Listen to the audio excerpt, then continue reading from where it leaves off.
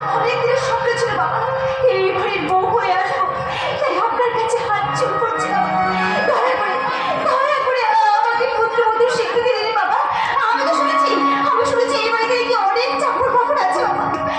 আমি না হয় তাদের মধ্যে এক করে পড়ে থাকবো।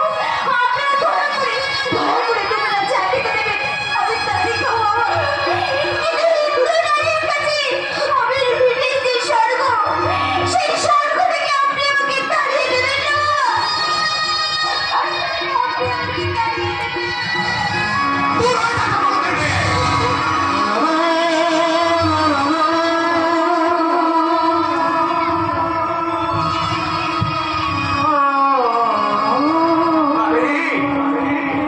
যে শ্বশুরের ভিটে তোমার কাছে স্বর্গ, সেই শ্বশুর আজ প্রমাণ করে দিলেন যে তিনি স্বর্গের নন, তিনি নরকের অধিপতি, নরকের অধিপতি, নরকের অধিপতি।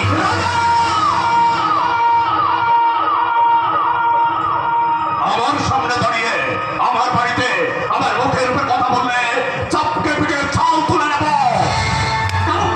চাবুকটা আজ আপনার হাতে আছে বলে আপনি হয়তো ওই চাবুকটা মেরে আপনি আমার পিঠে ছালটা তুলে নিতে পারবেন, মাননীয় বৃহস্পতি। কিন্তু ওই চাবুকটা আমার হাতে থাকলেও আমি কিন্তু আপনার পিঠের ছালটা তুলে নিতে পারতাম না, কারণ আপনি যে আমার বাবা। সন্তানেরা অন্যায় করলে বাবা মা শাসন করার ক্ষমতা রাখে।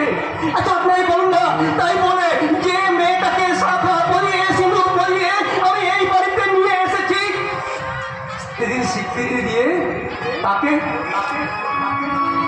আমি কেমন করে ছেড়ে দেবো?